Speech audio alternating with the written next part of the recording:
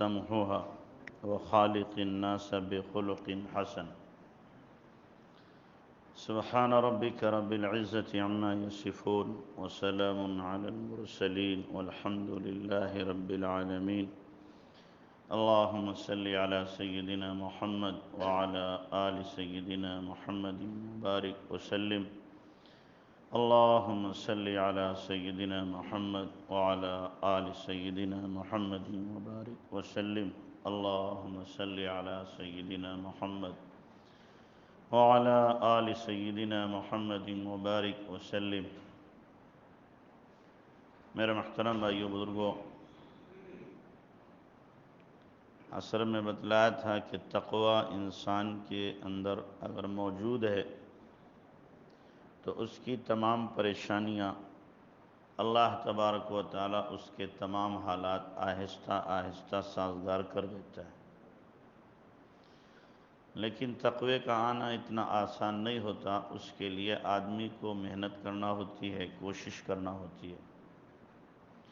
اور پھر تقوی کسی وقت کے ساتھ مخصوص نہیں ہے، ایک عظیم صفت ہے جو آدمی کی فطرت طبیعت ثانیہ بن جائے کہ اللہ کی مرضی کے خلاف کوئی کام کرتے ہوئے وہ لرز جائے، کانپ جائے، قدم ہی اس کا نہ اٹھے. ایسا خوف دامنگیر ہو، ایسی خشیت دامنگیر ہو کہ جب بھی گناہ سامنے آئے، معصیت سامنے آئے تو نگاہیں نیچی ہو جائیں، اللہ کے خوف سے کانپ اٹھے، پسینہ پسینہ ہو جائے کہ یہ گناہ مجھ سے نہیں ہو سکتا. اس کو تقوی کہتے ہیں. اور متقی آدمی جو ہوتا ہے وہ شبہات سے بھی بچتا ہے. شبہات سے، حرام سے بچنا، اور پھر جن چیزوں میں شبہ ہے حلال حرام ہونے کا، ان سے بھی بچنا. حدیث میں اللہ کے نبی صلی اللہ علیہ وسلم نے اسی لیے فرمایا ہے کہ جو شبہات سے بچا اس نے اپنے دین کو بچا لیا. من اتقى الشبہات، جو شبہات سے بچا، استبرأ لدینہ وعرضہ، اس نے اپنے دین کو بھی بچا لیا، اپنی عزت کو بھی بچا لیا. ومن وقع فی الشبہات وقع فی الحرام، اور جو شبہات میں پڑے گا، شبہات کو استعمال کرے گا تو وہ ایک نہ ایک دن شدہ حرام میں بھی مبتلا ہو جائے گا. اس لیے جن چیزوں پر دل مطمئن نہ ہو آدمی ان کو چھوڑ دے. اور اللہ کے نبی صلی اللہ علیہ وسلم نے ضابطہ بیان کر دیا. آپ نے ضابطہ بیان کیا، استفت قلبک ولو افتاک المفتون، اپنے دل سے فتویٰ لے لیں، مفتی کتنی فتویٰ دیتے رہیں. اس لیے کہ دل منصف ہے. دل جب آدمی گناہ کرتا ہے تو ضمیر اندر سے اس کو منع کرتا ہے، لیکن آدمی ضمیر کی آواز کا گلا گھونٹ کر کے کر گزرتا ہے، اور پھر بعد میں بھی ضمیر اس کو ملامت کرتا ہے. تو استفت قلبک ولو افتاک المفتون. اور دوسری جگہ، دوسری روایت میں اللہ کے نبی صلی اللہ علیہ وسلم نے فرمایا ہے الاثم ما حاک فی صدرک، گناہ کیا ہے؟ فرمایا جو تمہارے دل میں کھٹک پیدا کرے وہ گناہ ہے. جس سے دل میں کھٹکا پیدا ہو کہ پکڑا بھی جا سکتا ہوں، معاف بھی کیا سکتا ہوں، غلط بھی ہو سکتا ہے، صحیح بھی ہو سکتا ہے، حلال بھی ہو سکتا ہے، حرام بھی ہو سکتا ہے، کوئی کلیئر پوزیشن نہ ہو، تو فرمایا یہ گناہ ہے، اس سے اپنے آپ کو بچاؤ. تو تقوی کے وقت میں آدمی شبہات سے بھی اپنے آپ کو بچا لے، وہی حقیقی متقی ہے. اور جو شبہات میں پڑے گا تقوی کی حقیقت سے وہ ناآشنا رہے گا. اللہ کے نبی صلی اللہ علیہ وسلم نے حضرت معاذ بن جبل سے ہی فرمایا تھا کہ تقوی کسی جگہ کے ساتھ مخصوص نہیں، کسی شخصیت کے ساتھ مخصوص نہیں، کسی موقع و محل کے ساتھ مخصوص نہیں. اتق اللہ حیثما کنت، جہاں بھی رہے تو تقوی اختیار کر لے. اور دوسری بات اللہ کے نبی صلی اللہ علیہ وسلم نے فرمائی وَاتَّبِعِ السَّيِّئَةَ الْحَسَنَةَ تَمْحُهَا، بدی کے بعد نیکی کر لے، برائی کے بعد بھلائی کر لے، یہ بھلائی نیکی برائی کو ختم کر دے گی، اس کو مٹا دے گی۔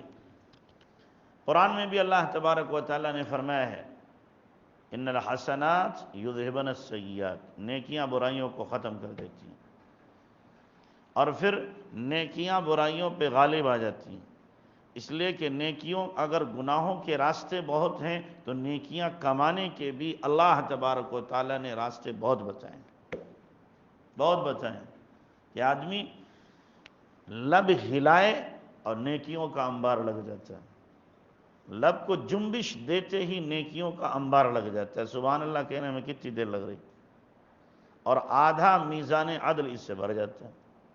الحمدللہ کہنے کتنی دیر لگ رہی، آدھا میزان عدل اس سے بھرتا ہے۔ الحمدللہ سبحان اللہ کہہ دیا، میزان عدل بھر گیا۔ کتنا آسان ہے نیکیوں کا کمانا، لیکن بدبخت شیطان اور نفس یہ آڑے آ جاتے ہیں اور پھر نیکیوں سے روک کر بدی کی طرف آدمی کو کھینچ کے لے جاتے ہیں۔ تو اللہ کے نبی صلی اللہ علیہ وسلم نے فرمایا کہ جب برائی ہو تو فوراً تم نیکی کر لو، تاکہ لیبل تمہارا نیکیوں کا غالب رہے، بدیوں کا مغلوب رہے۔ اور یہ ممکن نہیں ہے کہ آدمی سے گناہ نہ ہو، یا ممکن ہے؟ سوال ہی نہیں پیدا ہوتا۔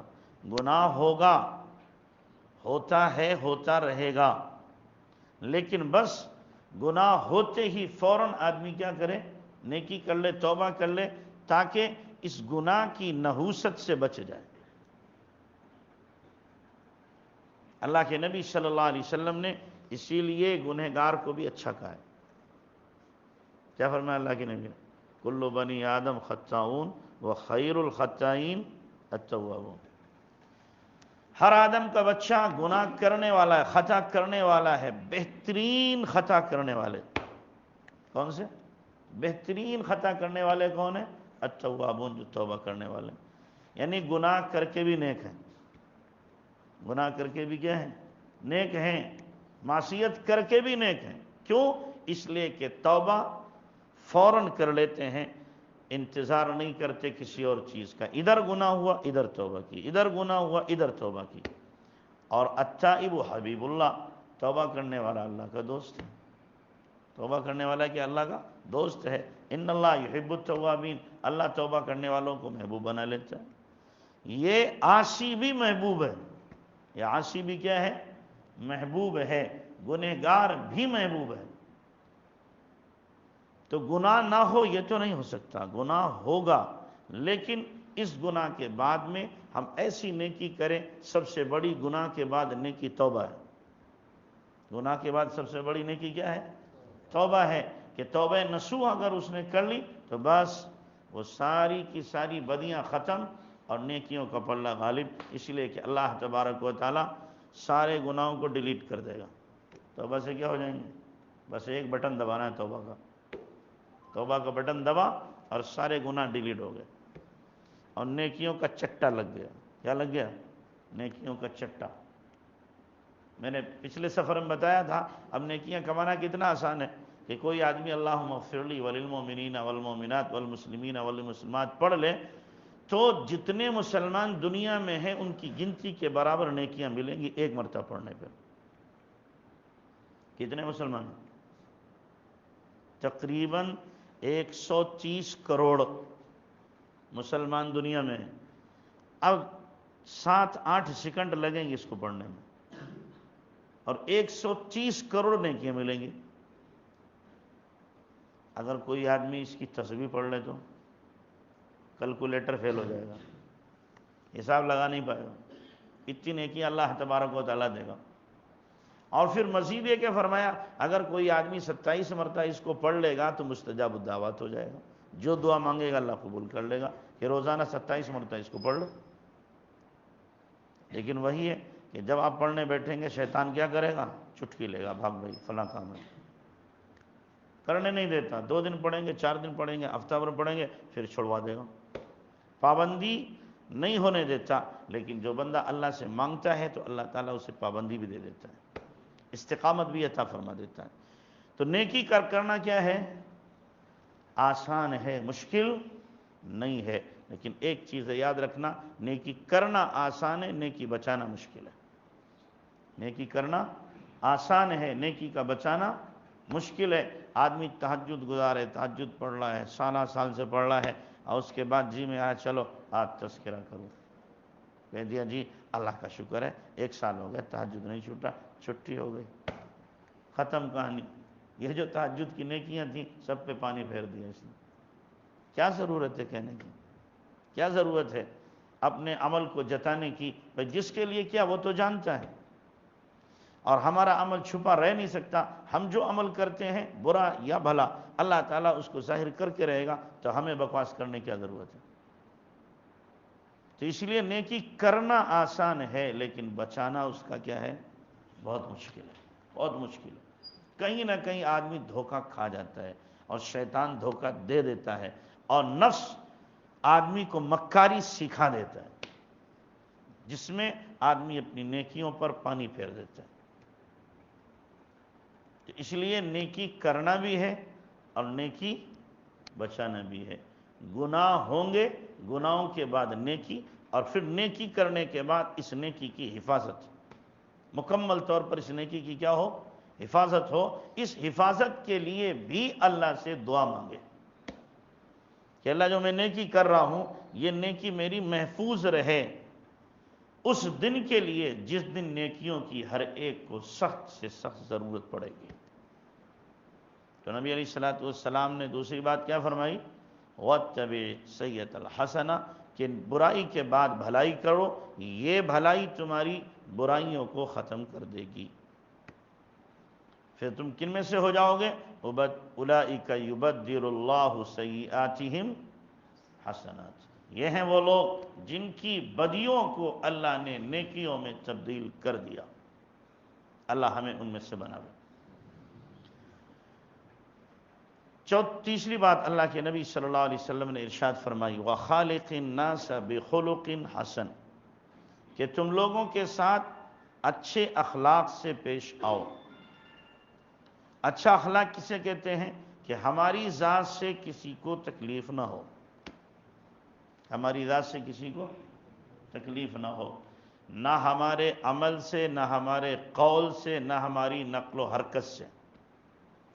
اگر ہمارے کسی بھی قول، عمل یا نقل و حرکت سے کسی کو تکلیف ہوتی ہے تو یہ بد اخلاق ہے، یہ اچھے اخلاق والا نہیں ہے۔ بعض آدمی اخلاق کا اظہار تو کرتا ہے، لیکن اس کی عادت جو ہے وہ بچھو کی طرح، کبھی اسے ڈسا، کبھی اسے ڈسا، کبھی اسے چمٹا، کبھی اسے چمٹا، اور دکھا رہا ہے کیا میں بڑا اخلاق مند ہوں۔ تو یہ اخلاق کا کیا ہے؟ اظہار کرنے والا ہے، صفت خلق اس کے اندر حسن خلق نہیں پائی جاتی۔ اس لیے کہ حسن اخلاق تو ایک کیا ہے؟ ایک ملکہ ہے، آدمی کے اندر ایک طبیعت ثانیہ بن جاتی ہے۔ اخلاق آدمی کے جب اچھے ہوتے ہیں ان کو بتانے کی ضرورت نہیں۔ اخلاق تو اس خوشبو کی طرح ہیں، اس خوشبو کی شیشی کی طرح ہیں جس کا ڈھکن کھول دیا گیا ہے، خوشبو مہک رہی ہے۔ بتائے گا تھوڑی میں اچھے اخلاق والا ہوں، اس کے کردار اور اس کی زندگی، اس کا عمل، اس کا قول و فعل شاہد ہوگا اس کے اچھے اخلاق پر، شاہد ہوگا۔ بعض لوگ کیا کہتے ہیں؟ فلاں ہندو بڑا با اخلاق ہے۔ بدبخت، ہندو کہاں سے با اخلاق ہو سکتا ہے؟ خود غرض ہے، اس لیے اخلاق دکھا رہا ہے۔ بنیے کے بعد جاؤ، بڑا میٹھا بولے گا آپ کو، اور پھر کیا کرے گا؟ ہاں، کھٹر چھری سے ذبح بھی کر دے گا۔ تو وہ اخلاق کا اظہار ہے، اخلاق نہیں، وہ مفاد پرستی کے لیے، مفاد پرستی کے لیے۔ تو اس لیے اخلاق کا مفہوم سمجھنے کی ضرورت ہے۔ میں اخلاق پر بول رہا ہوں، بول سکتا ہوں، پر اخلاق میرے اندر ہو یہ ضروری نہیں ہے۔ اس کے لیے تو آدمی کو محنت کرنا پڑے گی، اچھے اخلاق بنانا پڑیں گے۔ جیسے کہ حضرت نے لکھا بھی ہو، میں نے کئی مرتبہ بتایا کہ ابو علی سینا گیا شیخ شہاب الدین سہروردی رحمۃ اللہ علیہ کے پاس غالباً، اور وہاں جا کر کے بیٹھا، تو حضرت نے فرمایا اخلاق ندارت، اس میں اخلاق نہیں ہے۔ شیخ کو جا کے کسی نے بتا دی بات کہ اچھا، اس نے اٹھایا قلم، کتاب لکھ دی، اخلاق پر ہی پوری کتاب لکھ ماری، اچھے اخلاق کسے کہتے ہیں، اور حضرت کی خدمت میں بھیج دی کہ دیکھو آپ کہتے ہو اخلاق ندارت، میں نے تو کتاب ہی لکھ ماری۔ حضرت نے فرمایا میں نے کب کہا تھا اخلاق ندانت، اخلاق نہیں جانتا، یہ علم اخلاق ہے، اخلاق نہیں ہے۔ علم ہے اخلاق کا، کتاب لکھ لی، اندر اخلاق ہوں، اچھی عادات ہوں، اس کے لیے بڑے پاپڑ بیلنا پڑیں گے، محنت کرنا پڑے گی، تب پیدا ہوں گے۔ مثال کے طور پر غصہ کنٹرول میں کرنا ایک اچھا خلق ہے، اچھی عادت ہے، لیکن غصہ کنٹرول میں اپنے آپ ہو جائے، اس کے لیے آدمی کو بہت پتا پانی کرنا پڑے گا، بڑی محنت کرنا پڑے گی، تب آدمی کا غصہ کنٹرول میں ہوگا، ورنہ وہ آپے سے باہر ہی رہے گا۔ اللہ کے نبی صلی اللہ علیہ وسلم کے پاس صحابی آ کر کہہ رہا اللہ کے نبی اوصینی، مجھے وصیت کیجئے، نصیحت کیجئے، کوئی حکم بتائیے۔ آپ فرما رہے لا تغضب، غصہ مت ہوا کرو۔ پھر آئے دائیں طرف سے اللہ کے نبی اوصینی، مجھے وصیت کیجئے۔ آپ نے فرمایا لا تغضب، غصہ مت ہوا کرو۔ پھر دوسری طرف آئے اللہ کے نبی وصیت کیجئے، آپ نے فرمایا لا تغضب، غصہ مت ہوا کرو۔ آخر میں فرمایا اللہ کے بندے تیری سمجھ میں نہیں آتا، میں کہہ رہا ہوں غصہ نہ ہوا کرو، یہ اخلاق ہے۔ کیوں؟ اللہ کے نبی کو معلوم تھا کہ ان میں غصے کا مرض زیادہ ہے، لہذا آپ نے بار بار تاکیداً فرمایا غصہ مت کر، غصہ مت کر، غصہ مت کر۔ اب یہ غصے کی عادت کا قابو میں ہو جانا، یہ ایک دن دو دن یا ایک مہینے دو مہینے میں نہیں ہوگا، اس کے لیے آدمی کو محنت کرنا پڑے گی مسلسل۔ اب مثال کے طور پر ہم کسی پہ غصہ ہو گئے، بیجا غصہ ہوئے، بعد میں پتہ چلا میں نے غلط کیا، اب اس کی ترکیب کیا ہو؟ جس پر غصہ ہوئے ہاتھ جوڑ کے معافی مانگے کہ میں غلط غصہ ہوا تھا، اللہ کے لیے معاف کرو، اور اس کے بعد میں پھر اپنے آپ کو سزا دو کہ اچھا تو غلط غصہ ہوا ہے، ٹھیک ہے 5 روزے رکھنا پڑیں گے تجھے، دیکھو نفس کنٹرول میں آتا ہے کہ نہیں آتا۔ ایسے ہی نہیں آئے گا، آدمی کو نفس کو قابو کرنے کے لیے کچھ نہ کچھ سزا مقرر کرنا پڑے گی، تب یہ نفس قابو میں آئے گا، اس کے بغیر نفس قابو میں نہیں آتا۔ تو اچھے اخلاق جاننا الگ ہے، اور اچھے اخلاق کا اپنے اندر پیدا ہونا یہ الگ ہے۔ ہمارے اندر اچھے اخلاق ہوں، ہماری ذات سے کسی کو تکلیف نہ پہنچے، اور اچھے اخلاق کا اگر دنیا میں سب سے بڑا علمبردار کسی کو دیکھنا ہے تو جناب رسول اللہ صلی اللہ علیہ وسلم کی پاکیزہ ہستی، آپ سے بہتر دنیا میں اچھے اخلاق والا کوئی ہو ہی نہیں سکتا۔ کیوں؟ اچھے اخلاق کی تعریف جس کی اللہ کرے، اس سے زیادہ اچھے اخلاق کس کے ہوں؟ انک لعلی خلق عظیم۔ اللہ آپ کی اخلاق کی تعریف کر رہا ہے، تو دنیا میں اگر اچھے اخلاق سیکھنا ہے، نبی کی سیرت کو، نبی کی حیات طیبہ کو آدمی پڑھے، اور پھر اس کے مطابق اپنے آپ کو ڈھالنے کی کوشش کرے، تو انشاءاللہ اس کے اندر اچھے اخلاق پیدا ہوں گے۔ ساری دنیا مداح ہے جناب رسول اللہ صلی اللہ علیہ وسلم کے اخلاق کریمانہ کی، اخلاق حسنہ کی۔ اللہ اس کا کوئی ذرہ اور اس کا کوئی شمع ہم جیسے نالائقوں کو بھی عطا فرما دے، تو ہماری زندگیاں بھی بن جائیں گی۔ تو اچھے اخلاق پیدا کریں اپنے اندر، اور لوگوں کے ساتھ اچھا برتاؤ۔ اب دیکھیے غصہ قابو میں کتنا ہوتا ہے، آپ نے سنا ہوگا امام حنیفہ رحمۃ اللہ علیہ کا واقعہ۔ امام صاحب رحمۃ اللہ علیہ 40 سال عشاء کے وضو سے فجر کی نماز پڑھ رہے ہیں، ایک بندہ آیا، دوپہر کے وقت میں سوتے تھے، آیا دستک دی، حضرت آئے، جی فرمائیے ایک مسئلہ پوچھنا ہے، بتاؤ، کہ جی بھول گیا۔ ٹھیک ہے جب یاد آئے تو پوچھ لینا، چلا گیا۔ تھوڑی دیر کے بعد میں ابھی لیٹے، پھر دستک ہوئی، آیا دیکھا وہی بندہ، جی یاد آ گیا کہ ہاں مسئلہ پوچھنا ہے، کیا مسئلہ تھا؟ کہ جی پھر بھول گیا۔ ٹھیک ہے یاد آئے تو پھر پوچھ لینا۔ حضرت جا کے لیٹے، تھوڑی دیر بعد پھر دستک ہوئی، پھر آگے دیکھا وہی بندہ، جی فرمائے کہ مسئلہ پوچھنا ہے. کیا مسئلہ ہے؟ اب بتاؤ ہمیں غصہ آئے گا کہ نہیں آئے گا؟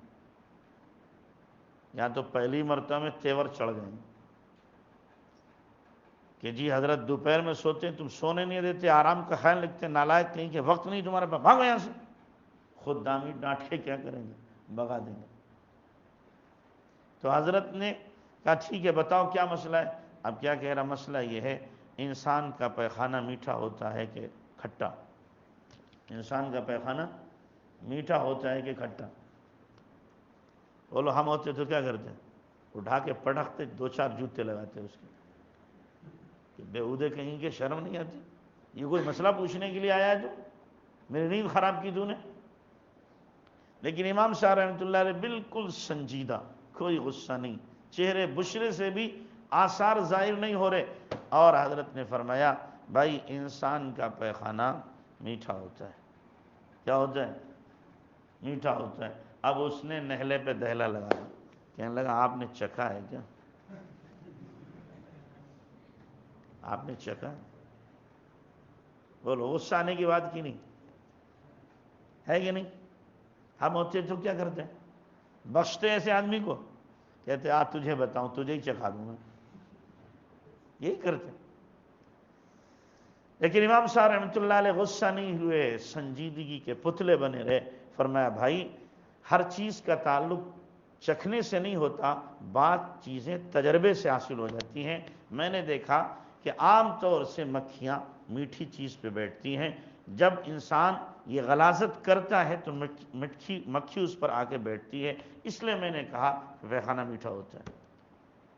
وہ بندہ پیروں پہ گر گیا اور کہنے لگا یہ کوئی مسئلہ نہیں تھا، بلکہ مجھ میں اور ایک بندے میں یہ بحث ہو رہی تھی کہ عبداللہ ابن مبارک اچھے اخلاق والے ہیں یا امام ابو حنیفہ اچھے اخلاق والے ہیں. میں کہہ رہا تھا عبداللہ ابن مبارک ہیں، وہ کہہ رہا تھا امام ابو حنیفہ ہیں. میں قسم کھا کے کہہ سکتا ہوں دنیا میں روئے زمین میں آپ سے زیادہ اعلیٰ اخلاق والا کوئی نہیں ہو سکتا. ہے ہمارے ایسے اخلاق؟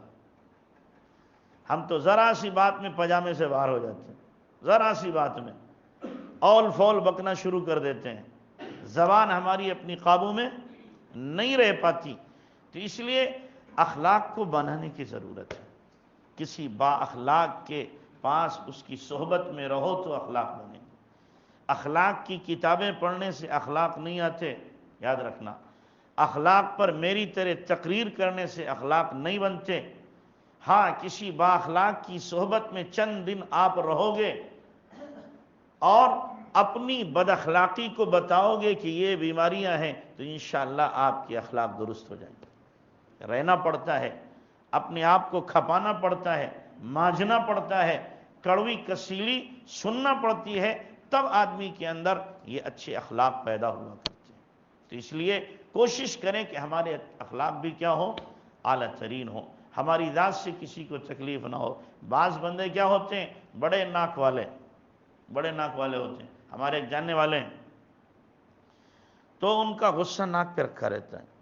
کہتے ہیں میں صبح اٹھتا ہوں، نہانے کے لیے جاتا ہوں، اس سے پہلے میرا حکم ہے بیوی تولیہ پہنچا دے، بنیان پہنچا دے، صابن رکھ دے، شیمپو رکھ دے، سردیوں میں گرم پانی، گرمیوں میں تازہ پانی، اس سے نہاتا ہوں.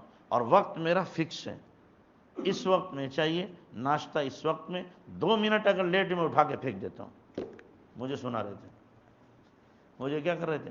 اور ہیں دیندار ماشاءاللہ، باشرہ ہیں، نمازی ہیں، ہر وقت سبحان اللہ الحمدللہ کی تسبیح پڑھتے رہتے ہیں، ہر وقت تسبیح کرتے رہتے ہیں. اسے کیا کہیں گے؟ یہ اعلیٰ درجے کا بد اخلاق ہے، بد اخلاق ہے یہ. بھائی بیوی بیوی ہے، نوکرانی تھوڑی تمہاری. 19-20 ہو گئے، آگے پیچھے ہو گئے تو کیا مسئلہ؟ آپ آگ بگولا ہو جائیں، جو چاہیں بک دے، جیسے چاہیں غصہ کر لیں. یہ کون سے اخلاق ہے؟ تو اس لیے اپنے بارے میں سوچے کہ میں اگر اس کی جگہ ہوتا یہی کرتا. یہ یہاں پر ہے، میں ہوتا، میں بیوی ہوتا، یہ شوہر ہوتی تو کیا میں پسند کرتا اپنے لیے؟ کبھی نہیں پسند کرتا. تو اس لیے اخلاق کو سیکھنا پڑے گا. اور یہ بھی یاد رکھیں اخلاق آدمی کے تسبیح کثرت سے پڑھنے سے بھی نہیں آئیں گے. آپ خوب تسبیحات پڑھیں، ضروری نہیں کہ اخلاق اس سے بن جائیں۔ اس کے لیے میں نے کہا آپ کو محنت کرنا پڑے گی۔ جب بھی آپ کا نفس مکاری کرے اور کسی کو تکلیف دے، اس مکاری کا آپ کو علاج کرنا ہے، اس مکاری کا علاج کرنا ہے، تب ہمارے اخلاق درست ہوں گے، ورنہ درست نہیں ہو سکتے۔ اللہ تعالی ہمیں عمل کی توفیق عطا فرمائے۔ دعا فرمائے۔ یا رب یا رب یا رب یا رب لك الحمد كما ينبغي لجلال وجهك عظيم سلطانك۔ اللهم صل على سيدنا محمد وعلى آل سيدنا محمد وبارك وسلم۔ ربنا ظلمنا أنفسنا وإن لم تغفر لنا وترحمنا لنكونن من الخاسرين۔ ربنا لا تزغ قلوبنا بعد إذ هديتنا وهب لنا من لدنك رحمة إنك أنت الوهاب۔ يا حي يا قيوم برحمتك نستغيث أصلح لنا شأننا كله ولا تكلنا إلى أنفسنا طرفة عين۔ اے اللہ ہمارے گناہوں کو معاف فرما، خطایا سے درگزر فرما۔ اے اللہ رحم کا، کرم کا، عفو کا، عافیت کا، سہولت کا معاملہ فرما۔ اے اللہ ہمیں اپنا بنا لے، اپنا بنا رہنے کی توفیق عطا فرما۔ اے اللہ نیکی تقوی کی زندگی عطا فرما، اچھے اخلاق ہمیں عطا فرما، برے اخلاق سے حفاظت فرما۔ اے اللہ اچھے اخلاق میں ہمیں ڈھال دے، ہماری طبیعت ثانیہ بنا دے۔ اے اللہ ہماری ذات سے کسی کو تکلیف نہ پہنچے، ہمیں ایسا بنا دے ہم ہر ایک کے لیے راحت کا، چین کا، سکون کا ذریعہ بنے، کسی کے لیے بھی اذیت کا ذریعہ نہ بنے۔ مولا کریم، مولا کریم ہمیں ایسا بنا دے کہ ہر ایک کا دل خوش ہو جائے۔ اے اللہ ہر ایک کا دل خوش ہو جائے، ہم ہر ایک کے لیے نفع پہنچانے والے بنے، نقصان پہنچانے والے نہ بنے۔ ایسی عادات اور ایسے اخلاق ہمیں عطا فرما۔ اے اللہ ہماری اصلاح فرما، ہماری تربیت فرما۔ مولا تیری تربیت سے اخلاق بن سکتے ہیں، تیری توجہ سے اخلاق بن سکتے ہیں، ورنہ ہم تو کندے نا تراش ہیں، نالائق بندے ہیں، نالائق بندے ہیں، مجرم بندے ہیں۔ اے اللہ ظاہر لبادہ اوڑھ رکھا ہے، نیکوں کا حال بنا رکھا ہے، لیکن باطن سے میرے مولا تو خوب واقف ہے، باطن سے خوب واقف ہے۔ کتنی گندگی ہے، کتنی غلاظت ہمارے اندر بھری ہوئی ہے، کتنے نالائق ہیں۔ میرے اللہ اصلاح فرما، اصلاح فرما، تربیت فرما۔ کریم مولا ایسا بنا لے کہ ہم تجھے پسند آ جائیں، ہم تجھے پسند آ جائیں۔ اے اللہ ہمیں ان میں شامل کر لے جنہیں دیکھ کے تو یاد آ جاتا ہے، جنہیں دیکھ کے تو یاد آ جاتا ہے۔ مولا کریم ہمارے حال پہ رحم فرما، کرم فرما۔ مولا تو شکستہ دلوں میں رہتا ہے، اے اللہ ہماری شکستگی کو دور فرما دے، پریشانیاں حل کر دے، مشکلیں آسان فرما دے، عافیتیں عطا فرما، دونوں جہاں کی عزتیں سرخرویاں ہمیں نصیب فرما۔ اے اللہ دین کی صحیح فہم نصیب فرما۔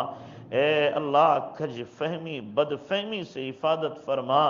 اے اللہ قرآن و حدیث کے علوم کے لیے ہمارے سینے کشادہ فرما دے، کشادہ فرما دے۔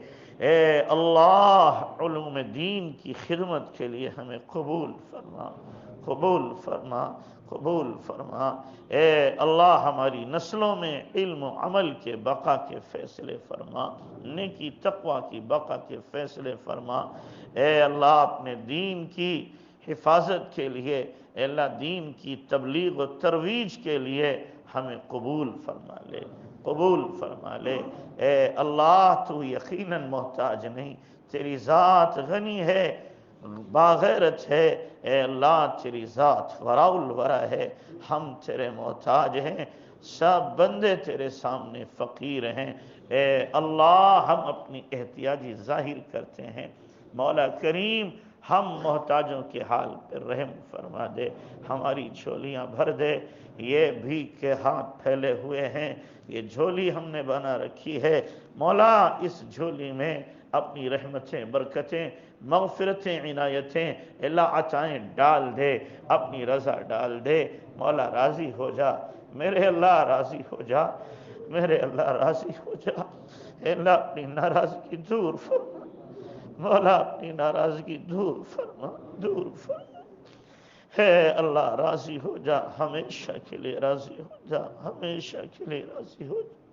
ہے اللہ تیری رضا کے لیے ہم سب کچھ قربان کر سکتے ہیں، سب کچھ قربان کر سکتے ہیں۔ تیری ناراضگی اے اللہ ہماری ہلاکت کا سبب ہے، تباہی کا سبب ہے، دونوں جہاں میں ذلتوں کا سبب ہے۔ مولا اپنی رضا نصیب فرما دے۔ اے اللہ نیکی تقوی والے اعمال ہمیں نصیب فرما۔ مولا کریم، مولا کریم، تمام بیماروں کو شفائے کاملہ عطا فرما۔ اے اللہ تمام بے اولادوں کو اولاد عطا فرما، مقروضوں کے قرضے چکا دے۔ اے اللہ بے گھروں کو گھر دے دے، مشکل زدہ لوگوں کی مشکلیں آسان فرما دے، پریشان حالوں کی پریشانیاں دور فرما۔ اے اللہ جنہوں نے دعا کے لیے کہا ہے، لکھا ہے، متوقع ہیں، جن کا ہمارے اوپر حق ہے، سب کی جائز مرادیں تمنائیں پوری فرما۔ اے اللہ ایمان کی موت عطا فرما، جمعے کے دن موت عطا فرما، شہادت کی موت عطا فرما، رمضان کے مہینے میں موت عطا فرما، سجدے کی حالت میں موت عطا فرما، اپنے راستے کی موت عطا فرما، نبی کے شہر میں جنت البقیع میں دفن مقدر فرما۔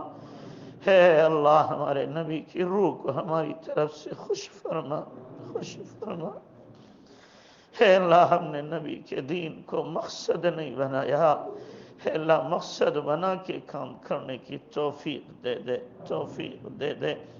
ہے اللہ 100% سنتوں پر امت کو کھڑا فرما، کھڑا فرما۔ کل قیامت کے دن آقا کے سامنے رسوا ہونے سے بچا، رسوا ہونے سے بچا لے۔ آقا کی معیت میں جنت الفردوس ہمیں عطا فرما۔ جتنی خیر کی دعائیں ہمارے نبی نے مانگی ہمیں پوری امت کو عطا فرما۔ جن شرور و فتن سے آپ نے پانا چاہیے ہماری پوری امت کی حفاظت فرما۔ ہماری دعاؤں کو محض اپنے فضل و کرم سے نبی پاک صلی اللہ علیہ وسلم کے صدقے وسیلے قبول فرما۔ جزا اللہ عنا محمد ما هو علیہ وسلم برحمتہ۔